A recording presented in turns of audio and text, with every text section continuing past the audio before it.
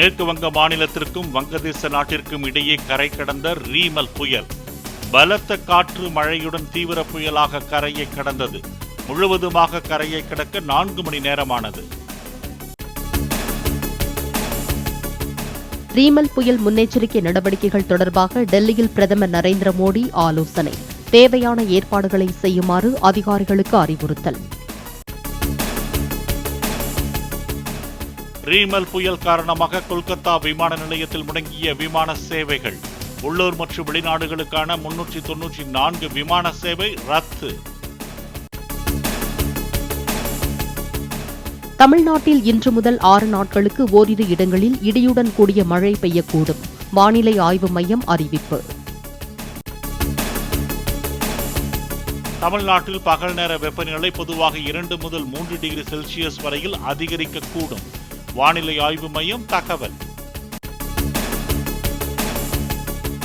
சென்னை பெருநகர் மற்றும் புறநகர் பகுதிகளில் வானம் ஓரளவு மேகமூட்டத்துடன் காணப்படும். பகல் நேர வெப்பம் 100 டிகிரி ஃபாரன்ஹீட்டை தாண்டும் என்றும் வானிலை மையம் கணிப்பு. தென் தமிழக கடலோர பகுதிகள், மன்னார் வளைகுடா மற்றும் அதனை ஒட்டிய குமரி கடல் பகுதிகளில் மணிக்கு 45 கிலோமீட்டர் வேகத்தில் சூறாவளி காற்று வீசக்கூடும்.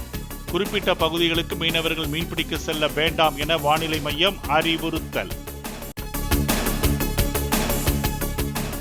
சென்னை சேப்பாக்கத்தில் நடைபெற்ற ஐபிஎல் இறுதிப் போட்டியில் சன்ரைசர்ஸ் ஹைதராபாத் அணியை 8 விக்கெட் வித்தியாசத்தில் வீழ்த்தி வாகை சூடியது கொல்கத்தா நைட் ரைடர்ஸ். 2012-2014 தொடர்ந்து ஷாருக் கானின் கொல்கத்தா அணி 3வது முறையாக சாம்பியன் பட்டம் வென்றது.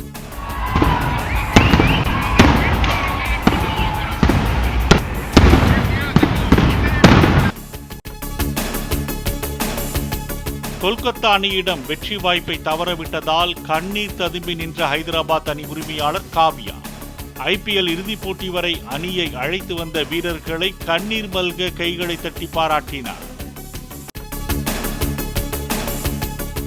இந்தியா கூட்டணி கட்சித் தலைவர்களின் கூட்டம் டெல்லியில் ஜூன் 1ஆம் தேதி நடைபெற உள்ளதாக தகவல். கூட்டணியின் எதிர்காலம் மற்றும் அடுத்த கட்ட நடவடிக்கை குறித்து கட்சித் தலைவர்கள் ஆலோசிக்க உள்ளதாக தகவல்.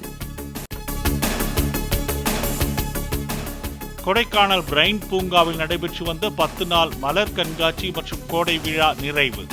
இறுதி நாளில் பல்வேறு கலை நிகழ்ச்சிகள் நடத்தி சிறப்பாக பணியாற்றிய அனைத்து துறை அரசு அதிகாரிகளுக்கு பரிசு வழங்கிய சுற்றுலாத்துறை. சென்னையில் இருந்து ஆலப்புழா சென்ற ரயிலில் அதிகாலை 3 மணிக்கு சத்தமாக பாட்டு பாடி ரகளை செய்த இளைஞர்கள்.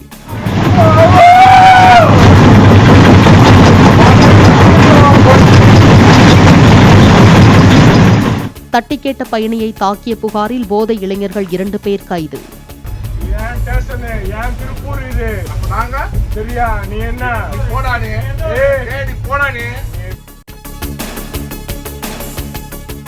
திருச்சி அருகே வட்டாட்சியரின் வாகனம் இருசக்கர வாகனம் மீது மோதிய விபத்தில் 2 பேர் பலி.